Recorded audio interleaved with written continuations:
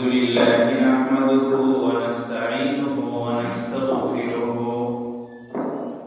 ونؤمن به ونتوكل عليه ونعوذ بالله من شرور أنفسنا من يهده الله فلا مضل له ومن يضلله فلا هادي له ونشهد أن لا إله إلا الله وحده لا شريك له وأشهد أن سيدنا ومولانا محمدا عبده ورسوله أرسله تعالى بالحق بشيرا ونذيرا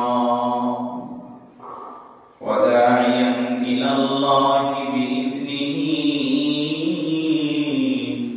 وسراجا وقمرا منيرا فقد قال الله سبحانه وتعالى في كلامه المجيد والفرقانه الحميد أعوذ بالله من الشيطان الرجيم بسم الله الرحمن الرحيم ذلك الكتاب لا ريب فيه هدى للمتقين صدق الله مولانا العظيم وصدق رسوله النبي الأمي الكريم ونحن على ذلك من الشاهدين والشاكرين والحمد لله رب العالمين إن الله وملائكته يصلون على النبي يا أيها الذين آمنوا صلوا عليه وسلموا تسليما اللهم صل على سيدنا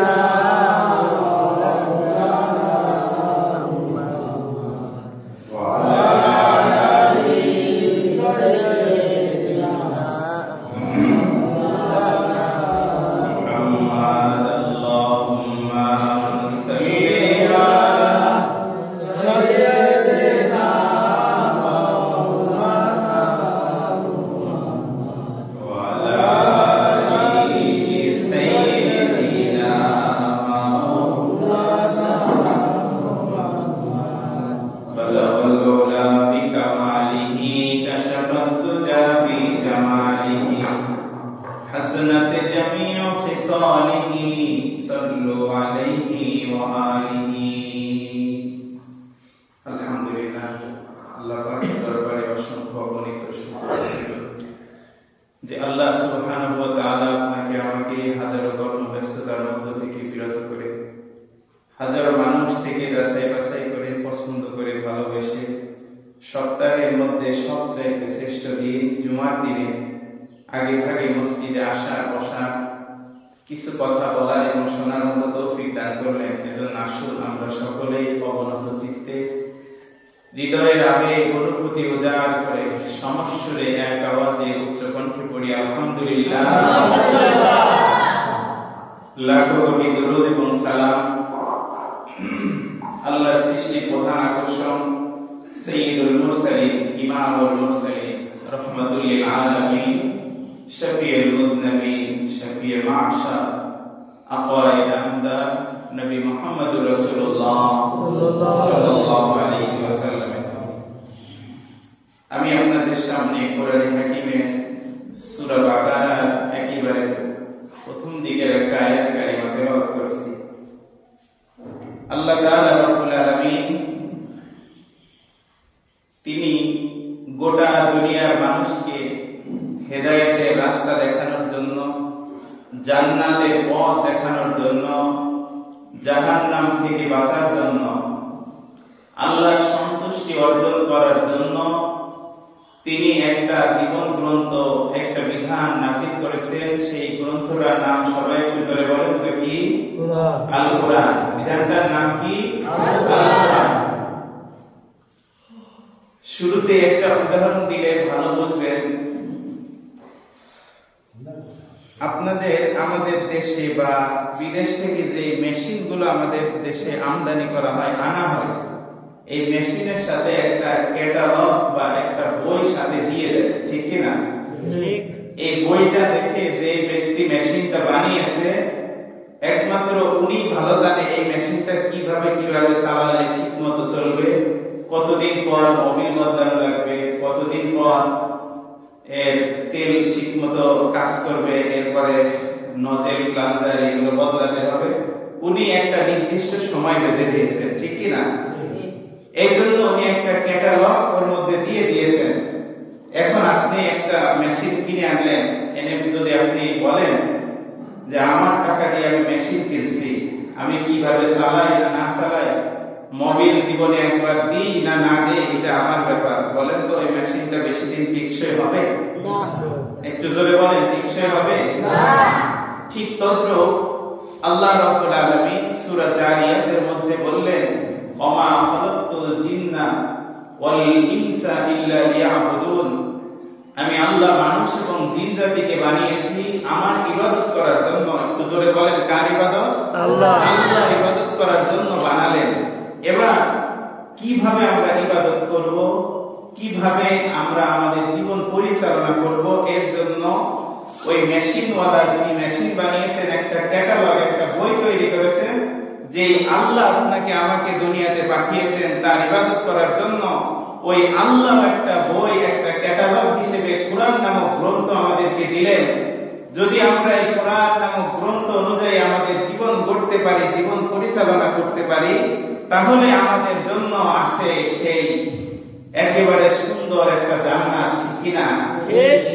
আর যদি ওই ক্যাটালগ অনুযায়ী মেশিন না চালানোর কারণে কিছুদিন পরে হয়তো নষ্ট হয়ে যাবে, হয়তো বা বাস্ট হয়ে আগুন ধরে যাবে, ঠিক তদ্রূপ মানুষ যদি এই ক্যাটালগ অনুযায়ী, কোরআন অনুযায়ী তার জীবন না গড়ে, তার অবস্থাও দিন শেষে জাহান্নাম ছাড়া অন্য কিছু নয়, ঠিক কিনা? আসুন আপনাদের সামনে সেই জীবন বিধান কোরআনের বৈশিষ্ট্য সম্পর্কে আজকে আমরা আলোচনা করব। কোরআনের বৈশিষ্ট্য, এই কোরআনের মধ্যে কি কি বৈশিষ্ট্য আল্লাহ দিয়েছেন, অনেক বৈশিষ্ট্য আছে। এই সংক্ষিপ্ত সময়ে এত বৈশিষ্ট্য বলে শেষ করা যাবে না। আমি শুরু করতেছি ইনশাআল্লাহ, কয়েক জুমা ধরে ইনশাআল্লাহ এই কোরআনের বৈশিষ্ট্য আমরা শুনবো, যদি আল্লাহ তৌফিক দান করেন। আমাকে যদি কিছু বলার আমি আপনাদের সামনে বলবো, এবং এই কোরআনের বৈশিষ্ট্যগুলো জেনে এই অনুযায়ী আল্লাহ তাআলা আপনাকে এবং আমাকে সকলকে আমল করার তৌফিক দান করুক। সকলে পড়ি আমিন। চলেন এই কোরআনের কি কি বৈশিষ্ট্য, শুরুতে যে কথা না বললে নয়, আল্লাহ তাআলা আমাদেরকে যে কোরআন দিলেন, যে ক্যাটালগ দিলেন জীবন পরিচালনা করার জন্য, এই গ্রন্থে প্রথমেই আল্লাহ তাআলা লিখে দিলেন এই কোরআনের মধ্যে, এই গ্রন্থের মধ্যে, এই জীবন বিধানের মধ্যে কোনো প্রকার কোনো সন্দেহ নাই। সুবহানাল্লাহ।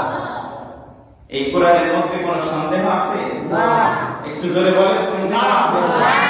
এজন্য আমার আল্লাহ ডাক দিয়ে বললেন, আলিফ লাম মিম যালিকাল কিতাবু লা রাইবা ফীহি হুদাল লিল মুত্তাকিন। আল্লাহু আকবার। আল্লাহ তাআলা কোরআনের শুরুতেই বলে দিলেন, যালিকাল কিতাব লা রাইবা ফীহি, ইহা এমন একটি কিতাব, এটা এমন একটা কিতাব, লা রাইবা ফীহি, এর মধ্যে কোনো প্রকার কোনো সন্দেহ নাই। সুবহানাল্লাহ। হুদাল লিল মুত্তাকিন, আর এটা হলো মুত্তাকিদের জন্য হেদায়েতের রাস্তা দেখানোর একটা কিতাব, মুত্তাকিদের জন্য পথ প্রদর্শক। সুবহানাল্লাহ। তাহলে এই কোরআন পথ দেখাবে কাদেরকে? মুত্তাকি যারা, ভালো যারা, তাদেরকে পথ দেখাবে। আর যারা শয়তানের রাস্তায় চলতে চায় তাদেরকে পথ দেখাবে কে? শয়তান। তাদেরকে পথ দেখাবে কে? শয়তান। আমরা কোন রাস্তায় চলতে চাই? আল্লাহর রাস্তায়। বলেন কোন রাস্তায় চলতে চাই? আল্লাহর রাস্তায়। তাহলে কোন অনুযায়ী জীবন পরিচালনা করতে হবে? কোরআন অনুযায়ী। কি অনুযায়ী? কোরআন অনুযায়ী। আসুন আমরা প্রথম বৈশিষ্ট্য শুনি কোরআনের। 1 নম্বর বৈশিষ্ট্য, পৃথিবীতে সবচাইতে বেশি যে গ্রন্থের তেলাওয়াত করা হয় সেটা হলো আল কোরআন। সুবহানাল্লাহ। পৃথিবীতে সবচাইতে বেশি কোন গ্রন্থের তেলাওয়াত করা হয়? আল কোরআন। আল কোরআন। কোন গ্রন্থ? আল কোরআন। কিভাবে বলতে পারেন হুজুর, কিভাবে সবচেয়ে বেশি তেলাওয়াত করা হয়? আমরা যারা সায়েন্সে পড়েছি, বিজ্ঞান নিয়ে পড়েছি, পৃথিবীতে আহ্নিক গতি আর বার্ষিক গতি আছে। আমরা যারা পড়েছি তারা জানি যে আহ্নিক গতি আর বার্ষিক গতির ফলে পৃথিবীতে এক এক সময় এক এক জায়গায় এক একটা টাইম থাকে। আমাদের বাংলাদেশে এখন কয়টা বাজে? 1টা বাজে। কিন্তু সৌদি আরবে যান, আরো 3 ঘন্টা তাদের পিছনে, ঠিক কিনা? আমেরিকায় যান, সেই জায়গার টাইম আলাদা।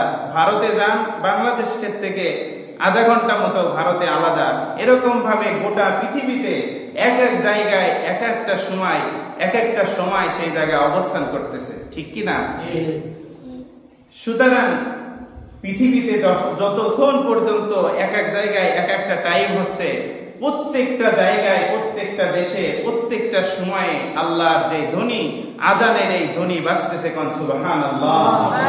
পৃথিবীতে এমন কোন সময় নাই যে এই সময় আজান হচ্ছে না। প্রত্যেকটা জায়গায়, যে কোনো জায়গা না যে কোনো জায়গায় আজান হচ্ছে।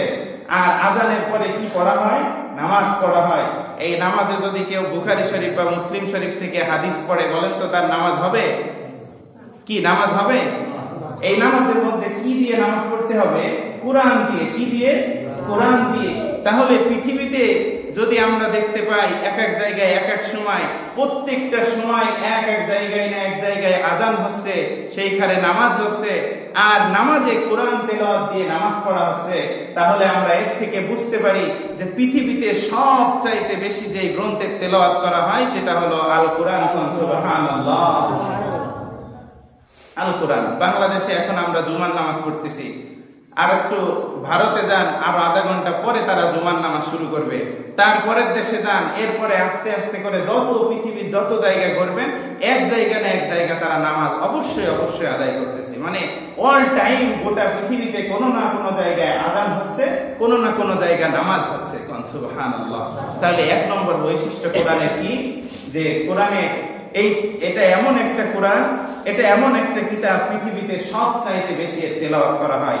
চলেন এবার 2 নম্বর বৈশিষ্ট্য, এই কোরআনের তেলাওয়াত শুনে কেউ কোনোদিন বিরক্ত হয় না। কোন সুবহানাল্লাহ। আমরা দেখতে পেলাম পৃথিবীতে সব জায়গায় যে কোনো না যে কোনো সময় নামাজ হচ্ছে, আর এই নামাজে যখন ইমাম সাহেব দাঁড়িয়ে যায়, সর্বপ্রথম তিনি তেলাওয়াত করে আলহামদুলিল্লাহি রাব্বিল আলামিন আর রহমানির রহিম মালিকি ইয়াউমিদ্দিন ইয়াকা না'বুদু ওয়া ইয়াকা নাস্তাঈন। পড়ে কিনা? আপনারা কি কোনোদিন ইমাম সাহেবকে ডেকে বলেছেন, ইমাম সাহেব আমার বয়স 50-60 বছর হয়ে গেছে, আপনার পিছনে অনেক নামাজ পড়েছি, আপনার মতো অনেক ইমামের পিছনে নামাজ পড়েছি, সূরা ফাতিহা শুনতে শুনতে আর ভালো লাগে না, একটু অন্য কোন সূরা দিয়ে নামাজ পড়ান, এমন কথা কেউ বলছে কোনোদিন? না। একটু জোরে বলেন, এমন কথা কেউ বলছে কোনোদিন? কেউ কোনোদিনও বলে নাই। তাহলে বোঝা গেল এটা এমন একটা কিতাব, এমন একটা কোরআন, যেই কোরআনের তেলাওয়াত শুনে কেউ কোনোদিন বিরক্ত হয় না। কোন সুবহানাল্লাহ। কেউ কোনোদিনও বিরক্ত হয়ে বলে নাই যে হুজুর সূরা ফাতিহাটা বদলায় অন্য কোন সূরা দিয়ে নামাজ শুরু করেন, তাহলে একটু ভালো হয়, এমন কথা কেউ বলে নাই। বরঞ্চ এই সূরা আমরা যত শুনি অতই শুনতে মন চায়, যত শুনি অতই যেন ভালো লাগে, আরো শুনতে মন চায়, আরো শুনতে মন চায়। সুবহানাল্লাহ। এক একজনের তেলাওয়াত এক এক রকম, এক একজনের তেলাওয়াত এক এক রকম সুন্দর। এই জন্য কোরআনে কারিমের 2 নম্বর যে বৈশিষ্ট্য, এই কোরআনের তেলাওয়াত শুনে কেউ কোনোদিন বিরক্ত হয় নাই। সুবহানাল্লাহ। আমরা যখন হজ করতে যাই, মক্কার ইমাম এক রকমের তেলাওয়াত করে, ঠিক কিনা? মদিনার ইমাম আরেক রকমের তেলাওয়াত করে, দুইটাই সুন্দর।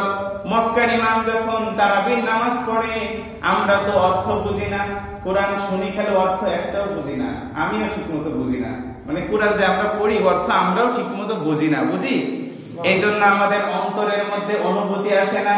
কিন্তু আরব দেশে যারা আছে, কোরআন যখন তেলাওয়াত শুনে, জাহান্নামের আয়াত যখন তাদের সামনে আসে, তাদের চোখ দিয়ে ঝরঝর করে পানি পড়ে। সুবহানাল্লাহ। কেউ কোনোদিনও বিরক্ত হয় না এই কোরআনের তেলাওয়াত শুনে। আমরা অর্থ বুঝে সূরা ফাতিহার প্রথম আয়াতের অর্থ আমরা কি বলি, আলহামদুলিল্লাহি রাব্বিল আলামিন, এইটাও তো কোনোদিন আমরা একটু চিন্তা করে দেখি না। কি কোনোদিন চিন্তা করছি? ভিতরে আসছে আমাদের যে আমরা কি করতেছি? আমরা অর্থ বুঝি না, তবুও এর প্রতি কোনো বিরক্ত আসে না। তাহলে কোরআনে কারিমের 2 নম্বর যে বৈশিষ্ট্য আমরা পেলাম, এই কোরআন শুনে কেউ কখনো বিরক্ত হয় নাই। এবার চলেন কোরআনে কারিমের 3 নম্বর বৈশিষ্ট্য। এই কোরআনে কারিমের মুখস্থকারীর সংখ্যা দুনিয়ার মধ্যে সবচাইতে বেশি। কোন সুবহানাল্লাহ। আপনি এমন কোন বই পাবেন না, এমন কোন নবীজির কিতাব আপনি পাবেন না যে কিতাবের মুখস্থকারীর সংখ্যা এত বেশি যতটা না কোরআনের। সুবহানাল্লাহ। পৃথিবীতে কত বই আপনি দেখেছেন, বাংলা বই দেখেছেন, ইংরেজি বই দেখেছেন, এর মুখস্থকারী আছে একজন? না। কি আছে? না। তাওরাতের মুখস্থকারী আছে একজন? এখন তো নাই, আগে যদি ছিল, কিন্তু এখন কি তাওরাতের মুখস্থকারী একজন পাবেন? বাইবেল, এরপরে হিন্দুদের যে কিতাব গীতা, এর মুখস্থকারী একটাও আপনি পাবেন? একটাও পাবেন না। অথচ কোরআনে কারিমের 3 নম্বর বৈশিষ্ট্য, দুনিয়ার সবচাইতে বেশি যে কিতাবের মুখস্থকারী, সেইটা হলো আমার আপনার আল্লাহর পক্ষ থেকে পাঠানো জীবন বিধান আল কোরআন। সুবহানাল্লাহ। এত মুখস্থকারী আপনি কোন বইয়ের কোন কিতাবের পাবেন না যতটা নাই কোরআনে। চলেন এরপরে 5 নম্বর বৈশিষ্ট্য আমরা 4 নম্বর শুনলাম এই কোরআনে কারিমের সবচাইতে বেশি মুখস্থকারীর সংখ্যা। 5 নম্বর বৈশিষ্ট্য, আল্লাহ তাআলা এই কোরআনে কারিমকে বুঝার জন্য, পড়ার জন্য সহজ করে নাজিল করেছেন। সুবহানাল্লাহ। এটা মনে আমি বানায় বললাম, তাই না? অনেকে বলতে পারেন, হুজুর আমি তো সূরা ফাতিহাই ঠিকমতো পড়তে পারি না, সূরা নাস, আল্লাযী ইউওয়াসউইসু ফি সুদুরিন নাস, কত কঠিন। আরে ভাই না, এটা কঠিন না, আপনি একটু চেষ্টা করেন, আপনার জন্য সহজ করে দিবে কে?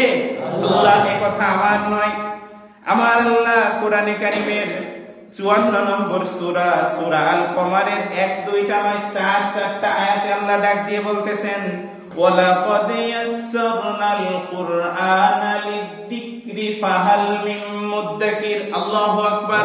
আমি আল্লাহ এই কোরআনকে পড়ার জন্য, আমি আল্লাহ এই কোরআনকে বোঝার জন্য সহজ ভাষায় নাজিল করলাম। সুবহানাল্লাহ। কেমন ভাষায়? সহজ ভাষায় নাজিল করলাম। আমি যদি আপনাদেরকে বলি, আপনি একটু বলেন তো এই সূরা ফাতিহাটা আপনি কবে মুখস্থ করছেন? কি কেউ বলতে পারবেন যে আমি অমুক দিন এই সূরা ফাতিহা মুখস্থ করছি? কবে যে শুনতে শুনতে এই সূরা ফাতিহা মুখস্থ হয়ে গেছে আমি নিজেও জানি না, ঠিক কি না? এরকম ভাবে কত সূরা যে কতজনের মুখস্থ আছে, শুধু শুনতে শুনতেই মুখস্থ হয়ে গেছে, আছে না? যেমন মাগরিবের নামাজে বিশেষ করে আমি ছোট ছোট সূরা দিয়ে নামাজ পড়ি, যেন মুসল্লিরা এই সূরাগুলো শুনে শুনে হলেও মুখস্থ করতে পারে বা তাদের ভুলগুলো শুধরে নিতে পারে। এই জন্য মাগরিবের নামাজে বিশেষ করে আমি ছোট সূরাগুলো দিয়ে নামাজ পড়াই। অনেকে আবার মনে করতে পারে সব সময় একই ধরনের সূরা, ছোট ছোট সূরা দিয়ে নামাজ পড়াই। এটা ভুল ভাববেন না কেউ। আপনাদের সুবিধার্থে, বুঝার জন্য, জানার জন্য অনেকের এই সূরা শুনতে শুনতে অনেক ভুল ঠিক হয়ে যায়, ঠিক কি না? তাহলে কোরআনে কারিমের 5 নম্বর বৈশিষ্ট্য আমরা যেটা পেলাম, আল্লাহ তাআলা এই কোরআনকে বুঝার জন্য, পড়ার জন্য সহজ ভাষায় নাজিল করলেন। এই কথা 4-4টা আয়াতে আল্লাহ বললেন সূরা আল কমারে। এবার আসেন 5 নম্বর, এই কোরআনে কারিমের যে তেলাওয়াত, এই তেলাওয়াত এত সুন্দর ছন্দের গাঁথুনি দিয়ে আল্লাহ তাআলা নাজিল করেছেন যা আপনি পৃথিবীর অন্য কোন বইয়ের মধ্যে পাবেন না। সুবহানাল্লাহ। আমার আল্লাহ রাব্বুল আলামিন কোরআনে কারীম এত সুন্দর ভাষায়, এত সাবলীল ছন্দ মিল গাঁথুনি দিয়ে নাজিল করেছেন যা পৃথিবীর অন্য কোন বইয়ের মধ্যে আপনি পাবেন না। সুবহানাল্লাহ। আমরা যখন পড়ি আর রহমান আল্লামাল কুরআন খালাকাল ইনসান আল্লামাহুল বায়ান আশ-শামসু ওয়াল কমারু বিহুসবান ওয়ান নাজমু ওয়াশ-শাজারু ইয়াসজুদান। আল্লাহু আকবার। প্রত্যেকটা আয়াতের শেষে আল্লাহ নুন দিয়ে একটা ছন্দের গাঁথুনি একটা ছন্দের গাঁথুনি দিয়ে দিলেন, ঠিক কিনা? কোরআনে কারিমের সবচেয়ে ছোট সূরা কোনটি একটু জোরে বলেন তো? সূরা কাউসার। সবচেয়ে ছোট সূরার নাম কি?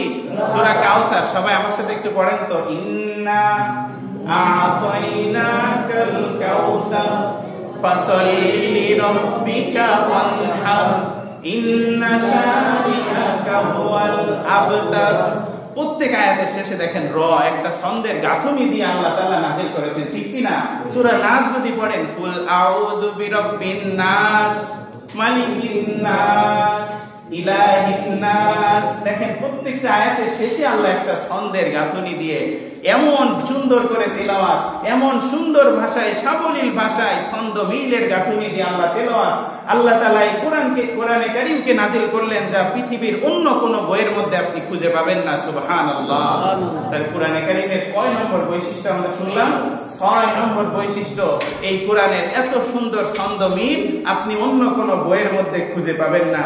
এবার চলেন আমরা 7 নম্বর বৈশিষ্ট্যের মধ্যে যাই। এই কোরআনে কারীমের মধ্যে কোন প্রকার, কোন ধরনের কোন ভুল নাই। একটু জোরে বলেন, এই কোরআনের মধ্যে কোন প্রকার, কোন ধরনের ভুল নাই।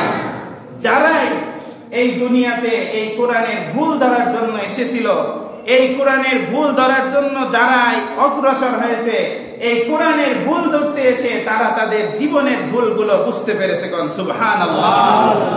তারা তাদের জীবনের ভুলগুলো বুঝতে পেরে তারা মুসলমান হয়ে গেছে। অনেক বিজ্ঞানী এরকম আছে।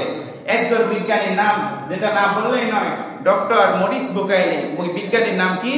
তিনি একটা বই লিখছেন, তিনি মুসলমান হয়ে একটা বই লিখছেন, বাইবেল, কোরআন এবং বিজ্ঞান, এই তিনটা সমন্বয় করে একটা বই লিখছেন। এত সুন্দর ইনফরমেশন ওর মধ্যে দিয়েছেন। সুবহানাল্লাহি ওয়া বিহামদিহি। তিনি একজন খ্রিস্টান ছিলেন, তিনি এই কোরআনের ভুল ধরতে এসে মুসলমান হয়ে গেছে। কোন সুবহানাল্লাহ। তিনি কিভাবে মুসলমান হলেন আমি সামনের জুমায় বলবো ইনশাআল্লাহ। আর এরপরে আমরা 8 নম্বর বৈশিষ্ট্য থেকে আবার শুরু করব। এবার আছেন, এই কোরআনের মধ্যে কোনো ধরনের কোনো ভুল নাই। কিন্তু আমরা বাংলাদেশে দেখতে পাই এমন কিছু নেতা আছে, তারা তাদের চেয়ার টিকিয়ে রাখার জন্য আজকে বলে কোরআনের মধ্যে ভুল আছে, বা বলে যে কোরআনের মধ্যে কোনো ধরনের কোনো রাজনীতি নাই। নাউজুবিল্লাহ। আমি মনে হয় অন্যদিকে চলে যাচ্ছি। নাউজুবিল্লাহ সুর এত আসছে, আমি কি ভুল কথা বলতেছি? তাদের চেয়ার টিকিয়ে রাখার জন্য তারা বলে কোরআনের মধ্যে কোনো ধরনের রাজনীতি নাই। এই কথা কি ঠিক? একটু জোরে বলেন, এই কথা ঠিক? আমি এক জুমায় এই বিষয়ে আলোচনা করব। কোরআনের মধ্যে রাজনীতি আছে না নাই, এই বিষয়ে এক জুমায় আলোচনা করব। এই অল্প সময়ে বলে শেষ করা যাবে না। এরা মূলত কি জানেন? কোরআনের মধ্যে ওই একই ব্যক্তি কিছুদিন আগে বলছিল কোন শরিয়া আইন বাংলাদেশে নাই। ওই একই ব্যক্তি আবার বলছে বাংলাদেশে কোনোদিনও কোনো মৌলবাদী আজ পর্যন্ত ক্ষমতায় আসতে পারেনি, আর কোনোদিন পারবেও না।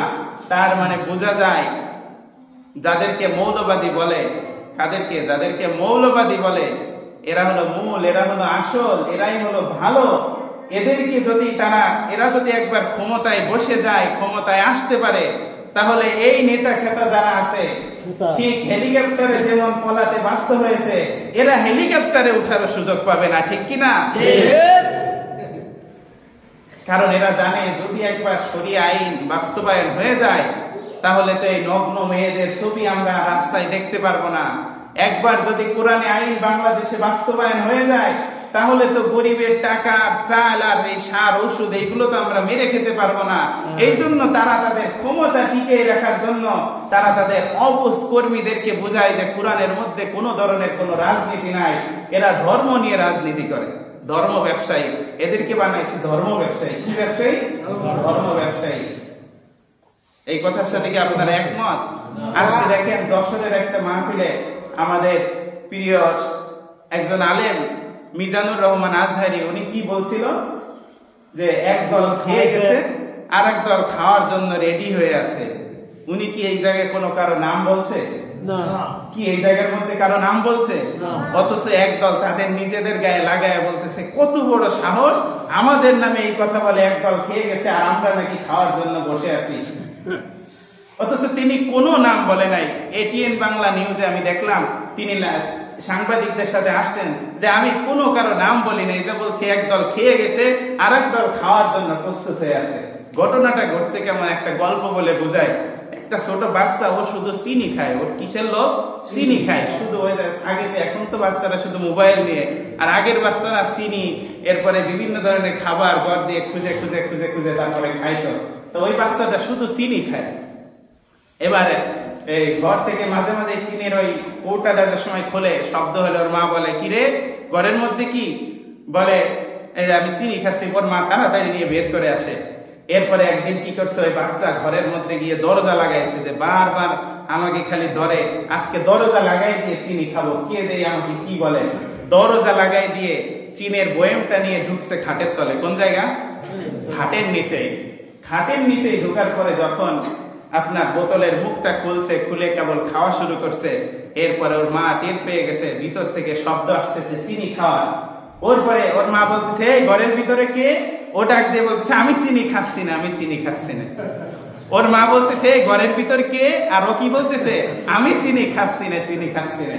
সুতরাং মিজানুর রহমান আজহারি যেই কথা বলছে যে একদল খেয়ে গেছে আর একদল খাওয়ার জন্য প্রস্তুত হয়ে আছে, এইখানে নাম বলা লাগে নাই, উনরা নিজেরাই স্বীকার করে নেছে যে আমাদের কি এত বড় কথা বলে, সাহস কোথায় পেল, আবার তাকে দেশ ছাড়া করবে এই হুমকিও তাকে দিয়ে দিয়েছে। এর সাথে কি আপনার একমত? বলেন, এর সাথে কি আপনার একমত? এই পাশ থেকে আওয়াজ কম আসতেছে, আপনারা একমত? এর সাথে আমরা কোনোদিন একমত হতে পারি না।